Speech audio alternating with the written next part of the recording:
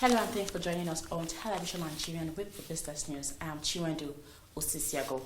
The Minister of Finance, Budget and National Planning, Zainab Ahmed, has said the finance bill will become effective on January 2nd, 2020. Ahmed, while speaking during a panel section at the PwC Executive Section on Finance Bill and Tax Strategy, said the bill would be reviewed annually as the federal government plans to grow the ratio of revenue to gross domestic product from 6% to 15% by 2023, with a greater percentage of revenue coming from non-oil sources. She said the government would also engage stakeholders annually to include the outcome of the deliberations in the finance bill. Ahmed stated that though the components of the bill might not suit businesses in the short term, there were long-term benefits as the federal government was working on tax regime that will stabilize the economy.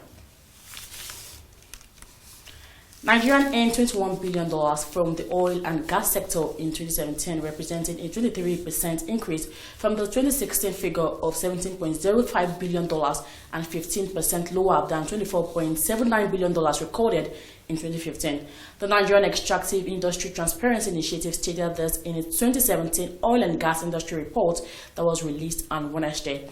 It said a breakdown of the country financial flows by revenue streams showed that crude oil and gas sales topped the table with about $10.19 billion. NITC said other financial flows accounted for about $10.13 billion, adding that funds to other entities like the Niger Delta Development Commission and Nigerian Content Development Monitoring Board, among others, were $669.05 million. The federal government has approved 19.52 billion naira for 3 road contracts in Oyo, Niger, Kano State, and the Federal Capital Territory. The approval also included 523 million naira reviewed for the Efon Eleye Erimo Iwaraja Road linking Ekiti and Osun State. It was first awarded in 2009. The approvals were made in Abuja on Wednesday by the Federal Executive Council, presided over by President Muhammad Buhari. The Minister of Works and Housing, Babatunde Fashola, who spoke with House correspondents after the meeting, gave the breakdown. He said in Oyo State, 7.24 billion naira was approved for the Igbo Oloko Agbole Road in Oyo, while 7.52 billion naira was approved for another road in Gulu Town and Yaba Town from Niger State to the FCT. The federal government has reviewed the 50 naira stamp duty charges on electronic payments in the country after receiving backlash from Nigerians and industry stakeholders.